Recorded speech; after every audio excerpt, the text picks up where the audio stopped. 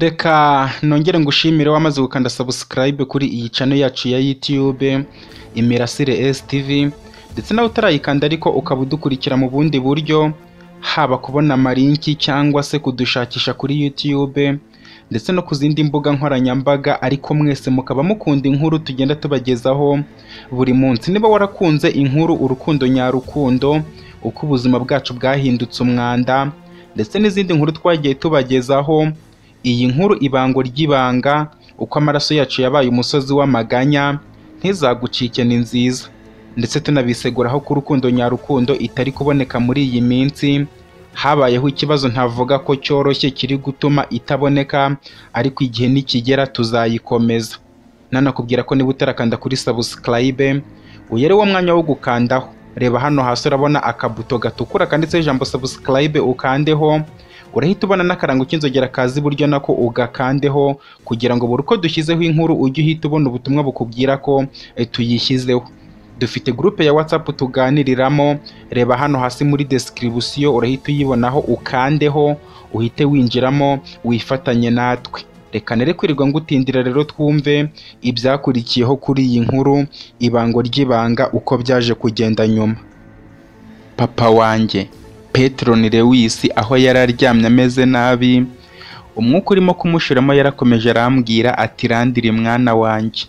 Jessica amaze kumbwira gutyo numva nyongereye imbaraga, nuko tumaze gusezerana aho ajya kuryama, tuvugana ko mu gitondo ari gahunda yo gukomeza urugendo tugataha. Nageze mu buriri ntangira kwitekerereza uko umunsi wagenze, mbanza guhangayika cyane kubera Sofia wabaye igitambo cyacu, akaba agiye kumara iminsi 3 cyangwa inarenga imasofa ari gushakisha mukuru we Sorina, kandi twaramuhishe aho aherereye. Birambabaza cyane ukuntu amakosa y'abantu bamwe atuma abandi bajya mu kaga, nko kuba Sorina ari we watumye Sofia agiye guhera ishyanga, arimo kumushakira kure kandi yaramusize hafi cyane. Nuko bintera agahinda, ariko nta kindi nari kubikoraho. Nakomeje kwibuka ukuntu umunsi wose wagenze, uko urugendo rwacu rwagenze kuva twava imasofa mu gitondo kugera ubwo twaje kuba turi kuruhukira muri hoteli ya mbere ku isi, Abamakabe hoteli. Nza kwibuka uburyo nabonye umugabo urwana nkaho ari shitani, numvire ya mirwanire ndayishaka, ariko nza kwibaza impamvu uwo mugabo baje kumuzana aho muri Abamakabe. Nongera kwibuka ibintu Jessica yari yambwiye ko burya Abamakabe byambayeho nabo byababayeho, kubera ko ngo bari bazi ko bose bapfuye batazi ko ari Kimumakabe wari umuhererezi w'abatapfuye. Bityo aza kubagarukira nyuma, ari nabwo yatangiye kuyobora hoteli, akayiyobora afite imyaka 18. Ayo mateka nanjye nari nyazi cyane, ndetse numva koko biri hafi gusa. Nuko nkomeza gutekereza ku kuntu nanjye nindamuka mfashe company yacu nzayigira ikirangirire, ndetse Kentrone yose nkayibutsa ibikorwa umuryango wanjye wayikoreye, bagatangira kujya nabo babyibuka. Nibyanga na ngombwa nzaze inshuti n'Abamakabe, undi nanjye nzagere kure ku isi. Ibyo bitekerezo bintwara kure, ntangira kwibona ndi kuguruka mu kirere, ndi umuyobozi ukomeye na Rozanje ari mama w'abana banjye. Nongera kugarura ubwenge numva barimo kunkomangira ku muryango, nshigukira hejuru ntazi ibyabaye, ndebye nsanga ndakangutse ntazi igihe nasinziriye. Nuko mpita njya gufungura nsanga ni Jessica, ndetse amaze kwitegura neza mu gihe nge nari ntaranakaraba. Jessica ambwira ko agiye kuzana ibyo kurya ubundi nitegure vuba dutahe. Mubwira ko iminota 10 gusa ndaba ndangije kwitegura. Nuko aragenda, nanjye mfata akayesume kanjye njya muri douche. Mvuyeyo nditunganya, Jessica azana n'umuseriveri bazanye ibyo twari tugiye gufata. Nyuma turabifata, turangije tujya kuri reception, dutangira imyirondoro yacu ko tuvuye muri hoteli yabo ndetse amahoro. Ubundi turasohoka tuva mu nyubako imbere, tugeze hanze yayo ngo tujye muri parikingi. Mpita mbona umukobwa urimo kwifotoza arimo kurya amafoto, ariko murebeye inyuma mu gihe arimo kwifotoza mbona arahindukiye arandeba, ambwira ko ndi kumugira mu mafoto nkayica. Musaba imbabazi mubwira ko ntabishakaga kuko natambukaga. Umukobwa yumvise uko mvuze, yumva ntago ndi kuvuga ururimi rw'ikinyametrobeti, ahita ambaza aho nturuka. Mubwira ko nturuka muri Kentrone, mubwira ko naje muri hoteli nk'umukiriya, mbona biramushimishije cyane. Ambwira ko iyo hoteli papa wari umuyobozi muri yo, kuko ari vice chairman. mubwira ko ari byiza cyane, ariko mpita mbona uwo mukobwa wagira ngo ntabwo ari ubwa mbere duhuye. Mpita mubaza niba ari ubwa mbere duhuye, ambwira ko ari ubwa mbere. Namubajije niba yaba yarageze muri Kentrone, ambwira ko atarahagera. Nibutse neza nibuka umukobwa twagonganye nimugoroba, mpita mubwira ko nibutse neza umukobwa twagonganye nimugoroba. Mpita mubwira ko ijoro ryahise twagonganiye kuri reception, akaba ariho namubonye. Umukobwa ambwira ko atanabyibuka kuko yari ari kuri huti cyane, kuko bari bamaze gufata umwanzi wabo w'iyo hoteli ushaka kubarwanya. Uwo mukobwa mubaza uwo mwanzi ikintu ashaka, ambwira ko iyo hoteli uwo mwanzi ashaka kuyibambura. Ibyo bihurana nuko Jessica yaravuye muri parikingi. Angeze imbere uwo mukobwa musezeraho, mubwira ko ndi mu rugendo nsubira iwacu muri Kentrone. Mubwira ko uwo mumama utwaye imodoka ari mama wanje. Uwo mukobwa ahita ambwira kuko bigaragara nshobora kuba nanjye ndi umwana wo mu bakire. Mubwira ko tutari abakire.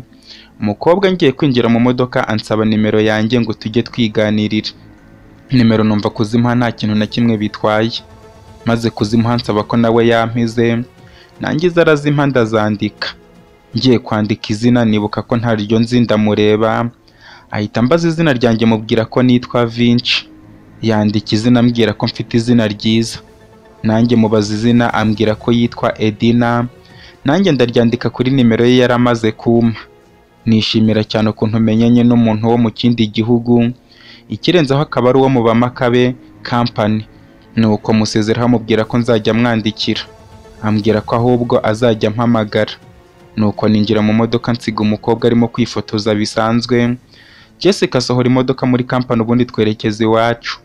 Twagiye umujyi wose gahoro gahoro kubera umurongo w'amamodoka uba uri kuhagenda. Jessica ambaza ibyo nari ndi kuvugana n'uriya mukobwa, mubwira ko ari we wabanje kumvugisha mbere, ariko akaba ambwiye ko ari umwana wa Vice Chairman w'Abamakabe. Jessica ambwira ko Vice Chairman w'Abamakabe yitwa Max Asha, ubwo akaba ari umwana we, ariko ambwira ko atabizi neza kuko amakuru yaherutse kera, kuko nawe ibibazo bye byari bimugerereje, arekeraho kumenya amakuru yo hanze. Nuko tugize amahirwe tubona tugeze aho imodoka ari nkeya, duhita dukata umuhanda werekera mu ntara ya Yabisi muri icyo gihugu. Jessica amubwira ko nananirwa gutwara, azana nkamwakira. Nuko turagenda twambuka Yorodani ndetse tugera ku mupaka, ubundi twinjira mu ntara ya Turiya. Tugenda dukomeza urugendo ari nako amasaha akomeza kwicuma. Noneho kuri telefone yanjye ntangira no kubona itumanaho ryuzuye, kuko twari tugeze mu gihugu cyacu. Nuko Marita ahita ampamagara mubaza impamvu ampamagaye, kandi naramubwiye ko tuzajya twandikirana, bashobora kuba baramutezemo udukurura amajwi. Marita ambwira ko telefone ye itigeze imuva mu ntoki n'umunsi n'umwe, bityo ndeke guhangayika. Nuko mubaza impamvu ampamagaye, ambwira ko ibintu byose bimeze neza, ndetse uruganda rwe rukaba rwatangiye gukora. Mubaza ukuntu ruri gukora nta biribwa afite, ambwira ko Sultanisi yamuhaye ku byo gukoresha kubera ko n'ubundi bisa nkaho bifatanije n'Abarewisi ndetse bakaba bashyize no mu byo gupakiramo Sultanisi akamuzanira abakiriya bo kurangura. Marita amubwira ko natwe nitugera mu rugo ejo tuzamushyira. Ambwira ko ubu rugamba twarutangiye, ko agiye gutsindira imitima y'abakiriya be, ubundi uko tumugemurira akore stoke ya byinshi cyane, ku buryo ashobora no kumara ukwezi adakoresha imashini, agakomeza kubona ibyo kugurisha abantu, bityo azagabanya ibiciro ku giciro cyo hasi cyane, ndetse yifashishe n'itangazamakuru mu kwamamaza ko ibiciro yabimanuye, batangire baze bamugurire, kugeza ubwo Abarewisi Factory izarekeraho gukora kubera ko itari kubona abakiriya.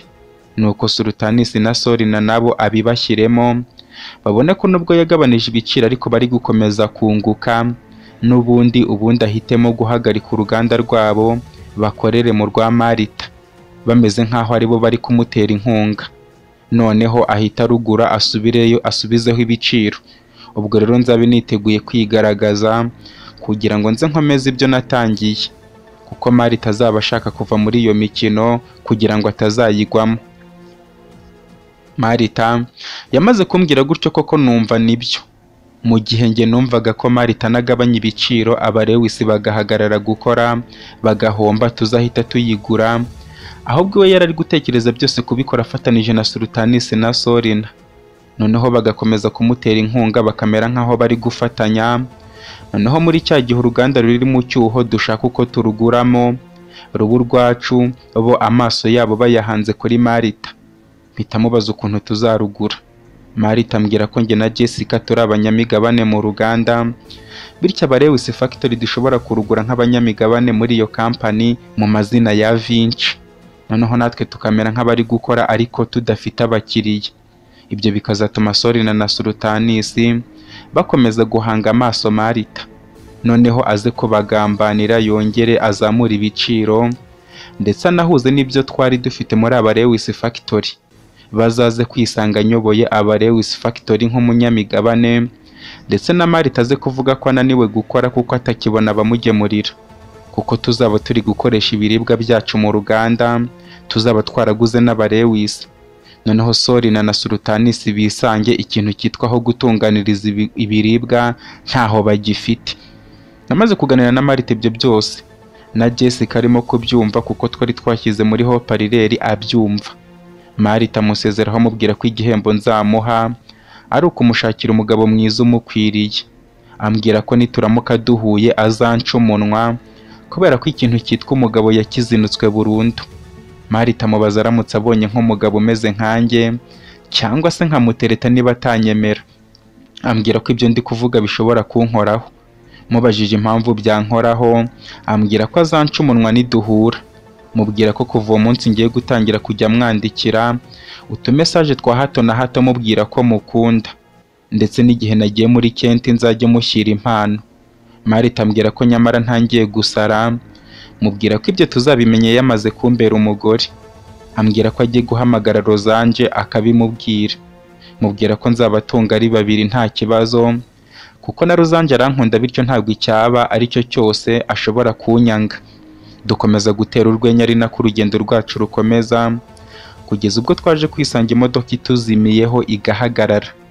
Noneho bikaba ibyago ituzimiyeho ahantu mu mihanda idakunda kuba irimo abantu, ndetse n'abahari akaba ari abanyamaguru. Mu kuva mu modoka ngo tubaze aho tugeze n'ahantu twakura essence yo gushyiramo, batubwira ko turi muri Santa. Mpita nibuka ko muri Santa ari ahantu Rosata yatubwiye yari atuye. Mpita nibuka ko yigeze kutubwira ko kugira ngo uhave ari uko utega bisi ijya muri Merine. Mu gihe ntangiye gutekereza kujya gutega bisi ngo tubone uko dutaha imodoka tuzagaruke kuyireba, tubona aho turi guturuka haturutse indi modoka ije igana aho twari turi. Nuko imodoka itugezeho irahagarara. Umugabo atubaza ikibazo twagize, tumubwira ko essence dushiranye. Umusaza wari uyirimo atubwira ko muri icyo cyaro kuhagenda ugomba kuba witwaje amavuta menshi kuko agushiranye ntaho wayakura. Duhita tumubaza niba ntayo yitwaje ngo aduheho. Atubwira ko amaze kuyishyiramo inyuma kuko nawe yarashiriwe, kandi akaba ari mu butumwa bwihutirwa cyane. Umugabo tumubaza ubutumwa bwihutirwa arimo atubwira ko atari ngombwa kubimenya, ariko nyine akorera leta ya Metrobet mu buryo bw'ubutasi, ariko ntihazagire umuntu n'umwe tubibwira. Akaba agiye gutanga raporo y'ibyabaye ku bamakabe. Tumubajije ibyabaye ku bamakabe atubwira ko tutagomba kubimenya. Nuko atubwira ko ikintu cyonyine twakora ari ukwinjira mu modoka ye, ubundi akaduha ifuti twagera muri Merine tugashaka uko tuza kugaruka gutora imodoka yacu. Nuko adufasha kwegeza imodoka ku ruhande, ubundi dufata ibikapu byacu twinjira mu modoka ye. Uwo mugabo abonye igikapu cyanjye kimwe papa wa Nathan yari yampaye, ambwira ko nanjye nshobora kuba ndi umutasi, kubera ko ibyo bikapu bifungishwa kode ntago wabitwaramo imyenda. Mpita mubwira ko ari byo mbikamo amadokima yanjye yo kuva nkiri umunyeshuri, kuva mu mashuri abanza kugeza mu yisumbuye. Nkaba nari nayajyanye ngiye kwereka papa wanjye amanota nagize muri icyo gihembwe gisoza umwaka twarimo. Uwo mugabo ambwira ko papa wanjye agira amahirwe ko umwana wamwumvira, kuko abana be bose baramunaniye bigira ku ruhande rwa mama wabo, kuko ngo ntago bamwubaha kubera adakunda kubana nabo. Umugabo ndamwihanganisha mubwira ko buriya akazi nako aba ari ingenzi, kandi ntago wakareka ngo ujye kwita ku muryango kandi utarawugaburira. Umugabo ambwira ko buriya umuntu atari upanga aho ajya, kuko Kera akiri umushoferi yari yibereyeho neza agataha nimugoroba avuye mu kazi. Ariko aho yahuriye na Perezidante w'igihugu cya Metrobet, ubuzima bwe bukaba bwarahindutse. Umugabo yamaze kuvuga gutyo mbona Jessica arikanze. Ahita amubaza ibyo avuze ngo Perezidante w'igihugu cya Metrobet. Nyoberwa impamvu Jessica bimutunguye nkaho atazi ko Metrobet isigaye iyobowe n'umugore. Nuko mu gutungurwa kwinshi ahita arebana n'uwo musaza wari utwaye imodoka. Mu kurebana mbona Jessica ari mu rujijo cyane. Mpita amubaza ikibazo afite gituma areba uwo mugabo atamukuraho amaso. Nuko Jessica ahita avuga ati ariko nta hantu nkuzi wa mugabo we. Umugabo ahita avuga ariko nanjye ndabona hari ahantu naba nkuzi. Jessica ahita avuga ati oya utambwira kuri. Umugabo ahita avuga ati nawe utambwira kuri Maritina. Jessica n'uwo mugabo bamaze kuvuga gutyo mbona ko baziranye. Umusaza ahita aparika imodoka ku ruhande ubundi barayambirana. Babwirana iminsi ishize myinshi batabonana, ariko njye bakomeza kumpeza mu rujijo. Nashaka kubabaza bakanyima ijambo. Jessica amubwira ukuntu yari yaramuburiye irengero. Umusaza nawe amubwira ko yagarutse aho yabaga agasanga harahindutse cyane, ndetse ntiyabasha kubabona we na Sorina. Nuko Jessica ahita ndeba mu maso mpita amubaza nti uyu musaza ni muntu ki? Pfukamye inyuma y'iyi mikrofone nubwo utari kumbona, ariko ndi kugusaba ikintu kimwe. Ndakwinginze kanda ku ibuto ya like ukande kuri subscribe niba utarayikandaho, ndetse ukande no kuri comment umpe igitekerezo kuri iyi nkuru. Mbigusabye nkwinginga mbikuye ku mutima. Mbabarira untere iyo nkunga, ndakwinginze please bikore nk'uri kwikorera. Please mbigusabye kuko nzi ko biramfasha, ndakwinginze binkorere. Please